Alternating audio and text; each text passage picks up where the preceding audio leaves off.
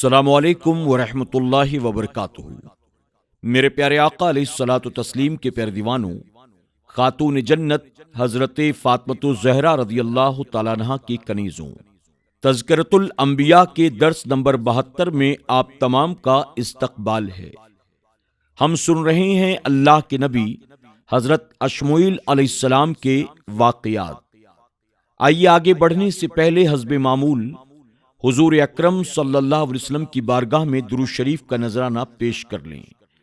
پڑھیں الصلاۃ والسلام علیک یا رسول اللہ، الصلاۃ والسلام علیک یا حبیب اللہ، الصلاۃ والسلام علیک یا نبی اللہ، وَعَلَىٰ آلِكَ وَأَصْحَابِكَ یا نور اللہ صلی اللہ تعالی علیہ وسلم۔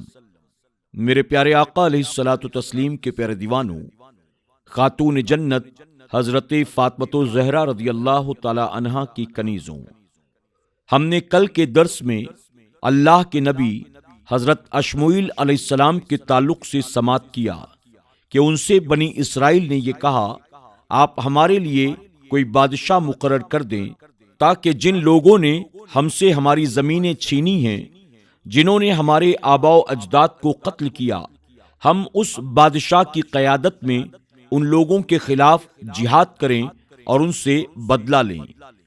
اللہ کے نبی حضرت اشمعیل علیہ السلام نے فرمایا کہ ہرگز تم یہ کام نہ کر سکو گے۔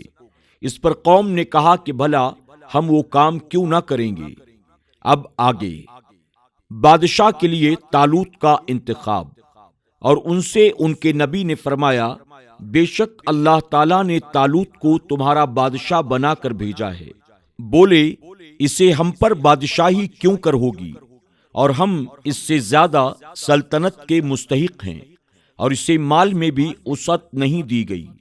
فرمایا، اسے اللہ تعالیٰ نے ہم پر چن لیا ہے، اور اسے علم اور جسم میں کشادگی زیادہ دی گئی ہے، اور اللہ تعالیٰ اپنا ملک جسے چاہے دے، اور اللہ تعالیٰ وسعت والا حکمت والا ہے۔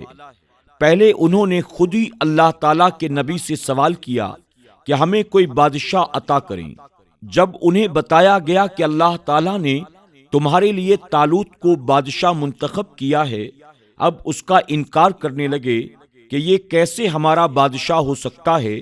ان کا اسے بعید سمجھنا دو وجہ سے تھا۔ ایک یہ کہ بنی اسرائیل میں نبوت لادی بن یعقوب کی اولاد میں آ رہی تھی، اس خاندان سے داؤد اور سلیمان علیہ السلام بھی تھے۔ چونکہ طالوت ان دونوں قبیلوں میں سے ایک میں سے بھی نہیں تھا۔ دوسری وجہ یہ تھی کہ طالوت ایک غریب شخص تھے، رنگ ساز تھے یا ماشکی تھے، لہذا انہوں نے کہا اسے تو مال کی وسعت بھی نہیں دی گئی، وہ ہمارا بادشاہ کیسے ہو سکتا ہے؟ اللہ تعالیٰ کے نبی نے جواب دیا، طالوت بادشاہ کا مستحق اس لیے ہے کیونکہ اللہ تعالیٰ نے اسے منتخب کر دیا ہے، اور تم سے زیادہ اسے پسند کر کے چن لیا ہے، اور ملک اللہ تعالیٰ کا ہے، جسے چاہے عطا کر دے، اور اس کے انتخاب میں اعتراض کرنا صاحب عقل کا کام نہیں۔ اور ظاہر چیز جسے تم بھی سمجھ سکتے ہو وہ یہ ہے کہ بادشاہ کے لیے علم اور جسمانی طاقت زیادہ ہونی چاہیے۔ یہ دونوں چیزیں طالوت کو تم سے زیادہ حاصل ہیں، اسی وجہ سے وہ بادشاہت کا مستحق ہوا۔ علم اور طاقت بادشاہت کے اسباب کیوں؟ علم اور طاقت حقیقی کمالات ہیں، مال اور مرتبہ ظاہری کمالات ہیں۔ یہ واضح ہے کہ حقیقی کمالات کو برتری حاصل ہے۔ اسی طرح علم اور قدرت انسان کی ذات سے متعلق ہوتے ہیں، لیکن مال اور مرتبہ آنی جانی چیزیں ہیں، کبھی حاصل ہو گئیں اور کبھی زائل ہو گئیں۔ ان کا انسان کی ذات سے کوئی تعلق نہیں، بلکہ یہ صفات عارضہ ہیں۔ علم اور قدرت انسان سے زائل ہونے والی چیزیں نہیں، اور مال و مرتبہ زائل ہونے والی چیزیں ہیں۔ تو یقیناً علم اور قدرت کو برتری حاصل ہے، اور سب سے بڑی وجہ یہ ہے کہ بادشاہ کا مقصد یہ ہوتا ہے کہ وہ نظام مملکت چلانے اور جنگوں کے طریقہ کار کا علم رکھتا ہو، جنگی تدابیر کو جانتا ہو کہ کس طرح کامیابی حاصل کی جا سکتی ہے، اور اسے یہ قدرت حاصل ہو کہ دشمنوں کے شر سے قوم کو بچا سکے اور شہری حدود کی حفاظت کر سکے۔ انہی تمام وجہوں کے پیش نظر بادشاہت کا استحقاق علم اور قدرت پر ہے، مال اور مرتبے پر نہیں۔ عورت اور بادشاہت۔ جب یہ واضح ہو چکا کہ حاکم صاحب علم اور بہادر ہونا چاہیے، تو اس سے خود بخود یہ بات سمجھ میں آ جاتی ہے کہ کم عقل قوم کو حاکم بنانا بے وقوفی، نادانی اور حماقت ہے۔ حضرت ابو سعید خدری رضی اللہ تعالی عنہ سے مروی ہے کہ رسول اللہ صلی اللہ علیہ وسلم عید الاضحیٰ یا عید الفطر کو عیدگاہ کی طرف تشریف لے جا رہے تھے۔ راستے میں عورتوں کے پاس سے آپ کا گزر ہوا تو آپ صلی اللہ علیہ وسلم نے فرمایا، اے عورتوں کی جماعت، صدقہ زیادہ کیا کرو، میں بہت سی عورتوں کو جہنم میں دیکھ رہا ہوں۔ عورتوں نے عرض کیا، یا رسول اللہ صلی اللہ علیہ وسلم، اس کی کیا وجہ ہے؟ تو آپ صلی اللہ علیہ وسلم نے فرمایا، تم لعنت زیادہ کرتی ہو اور اپنے خاوندوں کی ناشکری کرتی ہو۔ پھر آپ نے فرمایا، میں نے تم عورتوں سے بڑھ کر کسی اور کو ایسا نہیں دیکھا کہ عقل اور دین میں بھی کم ہو، لیکن بڑے بڑے عقل مندوں کی عقلوں کو ضائع کر دے۔ عورتوں نے پوچھا، یا رسول اللہ صلی اللہ علیہ وسلم، ہمارے دین اور ہماری عقلوں میں آخر کیا کمی ہے؟ تو آپ صلی اللہ علیہ وسلم نے فرمایا، کیا ایک عورت کی شہادت مرد کی شہادت کے نصف برابر نہیں؟ عورتوں نے عرض کیا، ہاں یا رسول اللہ صلی اللہ علیہ وسلم، ایسے ہی ہے۔ تو آپ صلی اللہ علیہ وسلم نے فرمایا، یہ عقل کی کمی ہے۔ پھر آپ نے فرمایا، کیا ایسا نہیں ہے کہ تم حیض کے دنوں میں نماز اور روزہ ادا نہیں کر سکتی؟ عورتوں نے عرض کیا، ہاں یا رسول اللہ صلی اللہ علیہ وسلم، ایسا ہی ہے۔ تو آپ صلی اللہ علیہ وسلم نے فرمایا، یہ تمہارے دین کا نقصان ہے۔ سبحان اللہ! جس کو نبی کریم صلی اللہ علیہ وسلم نے بے عقل کہہ دیا، وہ حکومت کے منصب پر فائز ہو کر بے وقوف ہی رہے گی۔ حضرت ابو بکر صدیق رضی اللہ تعالی عنہ سے مروی ہے کہ جب رسول اللہ صلی اللہ علیہ وسلم کو یہ خبر ملی کہ اہل فارس نے بنت کسرا کو اپنی ملکہ بنا لیا ہے، تو آپ نے فرمایا، وہ قوم ہرگز کامیاب نہیں ہوگی جنہوں نے عورتوں کو اپنا حاکم بنا لیا۔ حضرت ابو ہریرہ رضی اللہ تعالی عنہ سے مروی ہے، رسول اللہ صلی اللہ علیہ وسلم نے فرمایا، جب تمہارے امرا تم میں سے نیک ہوں اور تمہارے اغنیاء سخی ہوں اور تمہارے معاملات مشاورت سے طے ہوں، تو تمہارے لیے زمین کا اوپر کا حصہ نیچے سے بہتر ہے، یعنی زندہ رہنا بہتر ہے۔ اور اگر تمہارے امرا یعنی حکام شریر ہوں اور تمہارے غنی کنجوس ہوں اور تمہارے معاملات عورتوں کے ہاتھوں میں ہوں، تو تمہارے لیے زمین کا اندرونی حصہ ظاہر سے بہتر ہے، یعنی مر جانا بہتر ہے۔ طالوت کی بادشاہت پر تابوت کا بطور نشانی آنا، اور کہا انہیں ان کے نبی نے کہ اس کی بادشاہی کی یہ نشانی ہے کہ آئے گا تمہارے پاس ایک صندوق، اس میں تسلی کا سامان ہوگا تمہارے رب کی طرف سے، اور اس میں بچی ہوئی چیزیں ہوں گی جنہیں چھوڑ گئی ہیں اولاد موسیٰ اور اولاد ہارون علیہ السلام۔ اٹھا لائیں گے اس صندوق کو فرشتے، بے شک اس میں بڑی نشانی ہے تمہارے لیے اگر تم ایماندار ہو۔ جب اللہ تعالیٰ کے نبی نے اپنی قوم کو بتایا کہ حکومت کے لیے تمہارا قائم کردہ معیار درست نہیں، بلکہ اس کا صحیح معیار تو علم اور شجاعت ہے، اور دونوں باتوں میں یہ تم سب سے ممتاز ہے۔ بائبل میں ہے کہ یہ ایک 30 سالہ نوجوان تھا، اپنے حسن و جمال میں بے نظیر تھا، اس کی قامت کی بلندی کی یہ حالت تھی کہ دوسرے لوگ مشکل سے اس کے کندھوں تک پہنچ سکتے تھے۔ یہ بن یامین کی نسل میں سے تھا۔ اللہ تعالیٰ کے نبی نے انہیں بتایا کہ طالوت کا انتخاب انسانی انتخاب نہیں بلکہ رب العزت نے خود اسے تمہاری قیادت کے لیے منتخب فرمایا ہے۔ تمہیں اس کی عطا اور بخشش پر اعتراض نہیں ہونا چاہیے۔ بنی اسرائیل بھلا کب آسانی سے اپنی ضد سے باز آنے والے تھے؟ فوراً مطالبہ کیا، آپ دلیل پیش کیجئے کہ طالوت کا انتخاب واقعی اللہ تعالیٰ نے کیا ہے۔ اس وقت ان کے نبی نے فرمایا کہ اس کی حکومت کی نشانی یہ ہے، یہ صندوق جس میں تمہاری تسکین اور تمانیات کا سامان موجود ہے، جس میں حضرت موسیٰ علیہ السلام اور ہارون علیہ السلام کے تبرکات رکھے ہیں، جو عمالقہ تم سے چھین کر لے گئے تھے، وہ تمہیں فرشتے واپس کر دیں گے۔ اگر تم میں ایمان ہے تو اس سے بڑھ کر تمہیں کسی مزید نشانی کی ضرورت نہیں پڑے گی۔ جب فرشتے اس صندوق کو اٹھائے ہوئے یا اس بیل گاڑی کو ہانکتے ہوئے جس پر تابوت رکھا تھا بنی اسرائیل کے پاس لے آئے، تو اب انہیں طالوت کے بادشاہ بننے کے متعلق اطمینان ہو گیا، نیز انہیں ڈھارس بن گئی کہ اب یقیناً ہم فتح یاب ہوں گے، کیونکہ انبیاء اکرام کے تبرکات والا صندوق جس میں حضرت موسیٰ علیہ السلام کا عصا اور پارچہ جات اور حضرت ہارون علیہ السلام کا امامہ شریف تھا، انہیں واپس مل گیا۔ فائدہ: اس آیت سے یہ بھی واضح ہو گیا کہ وہ اشیاء جن کا تعلق اللہ تبارک و تعالیٰ کے مقبول بندوں سے ہوتا ہے، ان کی برکت سے دعائیں قبول ہوتی ہیں اور دشمنوں پر غلبہ نصیب ہوتا ہے۔ صحابہ اکرام رضوان اللہ تعالی علیہم اجمعین حضور اکرم صلی اللہ علیہ وسلم کے ناخن مبارک، بال مبارک تبرک کے طور پر اپنے پاس رکھتے تھے۔ حضرت خالد بن ولید رضی اللہ تعالی عنہ کے سر پر ایک کپڑے کی ٹوپی تھی جس میں حضور اکرم صلی اللہ علیہ وسلم کا ایک بال مبارک رکھا تھا۔ حضرت خالد بن ولید رضی اللہ تعالی عنہ فرماتے ہیں، جس مارکے میں یہ ٹوپی سر پر رکھ کر جاتا ہوں، اللہ تعالیٰ اس بال کی برکت سے مجھے کامیاب و کامران کرتا ہے۔ قوم کی آزمائش۔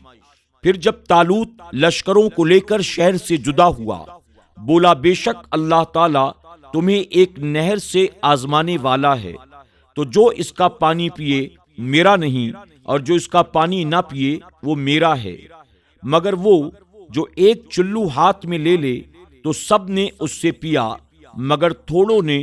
اور پھر جب طالوت اور اس کے ساتھ کے مسلمان نہر کے پار گئے، بولے ہم میں آج طاقت نہیں جالوت اور اس کے لشکروں کے ساتھ جنگ کرنے کی۔ بولے وہ جنہیں اللہ تعالیٰ سے مٹنے کا یقین تھا کہ بار بار کم جماعت غالب آئی ہے زیادہ گروہ پر، اللہ تعالیٰ کے حکم سے، اور اللہ تعالیٰ صابروں کے ساتھ ہے۔ جب طالوت کی حاکمیت پر اللہ تعالیٰ کی طرف سے نشانی آ گئی تو بنی اسرائیل کو یقین ہو گیا، وہ ان کے زیر قیادت میدان جنگ میں نکلنے کے لیے تیار ہو گئے۔ طالوت نے اعلان کیا، جو لوگ اپنے مکانوں وغیرہ کی تعمیر میں مشغول ہوں، ابھی تک تعمیر سے فارغ نہ ہوئے ہوں، وہ میرے ساتھ نہ نکلیں، اور تاجر جو تجارت میں مشغول ہوں وہ بھی میرے ساتھ نہ نکلیں، اور جنہوں نے نئی نئی شادیاں کی ہوں، ابھی جمع نہ کر چکے ہوں، وہ بھی میرے ساتھ نہ نکلیں۔ میرے ساتھ چلنے والے صرف نوجوان، فرتیلے اور تمام دنیاوی حاجات سے فارغ ہونے چاہیے۔ مقصد یہ تھا کہ میدان جنگ میں آ کر کسی کو بھی گھر کی یاد نہ آئے کہ مجھے فلاں کام کرنا تھا جو مکمل نہیں ہوا تھا۔ حضرت طالوت جب بہت بڑا لشکر لے کر شہری حدود سے باہر ہوئے تو اللہ تعالیٰ کے نبی اشمعیل علیہ السلام نے یا حضرت طالوت نے لشکر کو بتایا کہ اللہ تعالیٰ ایک نہر سے تمہارا امتحان لینے والا ہے، جس نے اس سے پانی پی لیا وہ میرے دین پر نہیں، اور جس نے اس کا پانی نہ پیا وہی میرا مطیع اور فرمانبردار ہوگا اور میرے دین پر قائم ہوگا۔ ہاں صرف چلو بھر پانی اس سے لینے کی اجازت ہے۔ یہ آزمائش ان کے لیے بہت سخت تھی، کیونکہ ان پر پیاس کی شدت کا غلبہ تھا۔ پانی کو دیکھ کر صبر کرنا ان کے لیے بہت دشوار تھا۔ تمام لشکر والوں نے اس سے پانی پی لیا، صرف 313 تھے جو اس امتحان میں کامیاب ہوئے تھے۔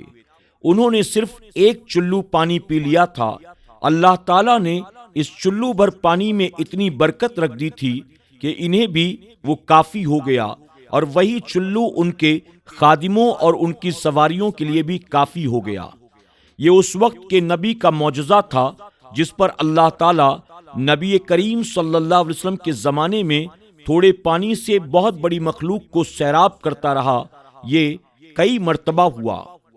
جو لوگ آزمائش میں ناکام ہو گئے، اللہ تعالیٰ اور اس کے نبی کے احکام کے نافرمان ہو گئے، وہ بزدل ہو گئے اور کہنے لگے ہم تو آج جالوت اور اس کے لشکر سے جنگ کرنے کی طاقت نہیں رکھتے۔ اس سے یہ واضح ہو گیا کہ اللہ تعالیٰ اور اس کے رسول کے احکام کو نہ تسلیم کرنے کی وجہ سے انسان کافروں سے جنگ کرنے کی طاقت نہیں رکھتا۔ یہی وجہ ہے کہ آج تمام اسلامی ممالک کفار سے ڈر کر زندگی گزار رہے ہیں۔ جو لوگ اس امتحان میں کامیاب ہو گئے تھے، انہیں اللہ تعالیٰ نے یہ برکت عطا کی کہ انہوں نے اپنے آپ کو جہاد کے لیے تیار کر لیا، اور انہیں یہ یقین ہو گیا کہ موت تو ایک دن آنی ہے، تو اللہ تعالیٰ کی اطاعت میں جان دے کر جاویدانی زندگی کیوں نہ حاصل کی جائے۔ جبکہ ایک دن رب سے ملاقات بھی کرنی ہے تو کامیابی کی ملاقات ہو، اس سے ثواب ملے گا اور اس کی رضا حاصل ہوگی۔ وہ ملاقات کیا ہے جس میں اللہ تعالیٰ کی ناراضگی اور عذاب حاصل ہو۔ انہیں یقین کا وہ اعلیٰ درجہ حاصل ہو گیا کہ کہنے لگے کتنی تھوڑی جماعتیں بڑی جماعتوں پر غالب آ جاتی ہیں، بے شک زیادہ لوگ ہم سے پھر چکے ہیں، ہم تھوڑے رہ گئے، لیکن جب اللہ تعالیٰ کی طرف سے ہمیں امداد حاصل ہو تو ہم ضرور کامیاب ہو جائیں گے۔ قوم کو آزمانے کی وجہ۔ قوم بنی اسرائیل کا یہ طریقہ تھا، وہ اپنے نبی کی مخالفت ہی کرتے تھے، اس لیے انہیں آزمایا گیا کہ صدیق اور زندیق، مطیع اور عاصی میں فرق ہو جائے۔ جو اللہ تعالیٰ کو یاد کرنے والے ہیں ان کو ساتھ لیا جائے، مخالفین کو ساتھ نہ لیا جائے، اس لیے کہ دشمن کے مقابلے میں جانے سے پہلے ہی پیچھے ہٹ جانا دوسرے مسلمانوں کے لیے زیادہ پریشانی کا سبب نہیں تھا، لیکن دشمن کے مقابلے میں جا کر اگر وہ بھاگ جاتے تو بہت بڑی پریشانی کا سبب ہوتا اور بھاگنے والوں کو بھی زیادہ ذلت ہوتی۔ داؤد علیہ السلام کا جالوت کو قتل کرنا۔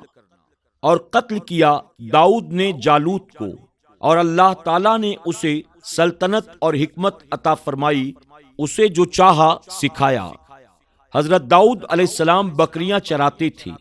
آپ گلاخن یعنی پتھر پھینکنے کا آلہ، اس کے ذریعے بھیڑیوں اور شیروں کو پتھر مارتے تھے۔ آپ کے 7 بھائی طالوت کے ساتھ میدان جنگ میں تھے۔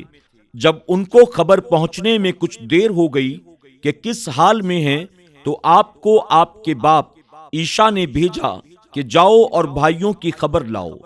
آپ علیہ السلام آئے تو دیکھا کہ بھائی جنگ کرنے کے لیے ایک صف میں کھڑے ہیں، اور جالوت بنی اسرائیل کو کہہ رہا ہے اگر تم حق پر ہو تو میرے مقابلے کے لیے کوئی نہ نکلے۔ داؤد علیہ السلام نے اپنے بھائیوں کو کہا تم اس غیر ختنہ شدہ یعنی کافر کو قتل کیوں نہیں کرتے؟ لیکن اس کی بہادری کے پیش نظر کوئی اس کے مقابلے میں جانے کو تیار نہیں تھا۔ آپ علیہ السلام جب دوسری صف میں گئے تو دیکھا طالوت لوگوں کو جالوت کے قتل کرنے پر ابھار رہے ہیں۔ آپ علیہ السلام نے کہا جو اسے قتل کرے اس سے تم کیا سلوک کرو گے؟ طالوت نے کہا اسے اپنی بیٹی نکاح میں دوں گا اور آدھی بادشاہی بھی دوں گا۔ حضرت داؤد علیہ السلام کو راستے میں چلتے ہوئے 3 پتھروں نے آواز دے کر کہا تھا کہ ہمیں اٹھا لو، جالوت کا قتل ہم میں ہے۔ آپ نے وہ پتھر اٹھا لیے تھے۔ ایک پتھر جالوت کے سینے پر مارا، وہ قتل ہو گیا۔ آپ نے کئی اور لوگوں کو بھی قتل کیا۔ اس طرح جالوت اور اس کے لشکر کو شکست ہو گئی۔ اس طرح اللہ تعالیٰ نے حضرت داؤد علیہ السلام کو بادشاہی اور نبوت عطا کر دی۔ میرے پیارے آقا علیہ الصلوۃ والتسلیم کے پیارے دیوانوں، خاتون جنت حضرت فاطمہ الزہرا رضی اللہ تعالی عنہا کی کنیزوں، اسی کے ساتھ حضرت اشموئیل علیہ السلام کے واقعات اور یہ باب مکمل ہوا۔ انشاءاللہ کل کے درس میں ہم اللہ کے نبی حضرت عزیر علیہ السلام کی سوانح سماعت کریں گے۔ تب تک کے لیے ہمیں اجازت دیں، اپنا خیال رکھیں اور اپنی دعاؤں میں ہمیں ضرور یاد رکھیں۔ السلام علیکم ورحمۃ اللہ وبرکاتہ۔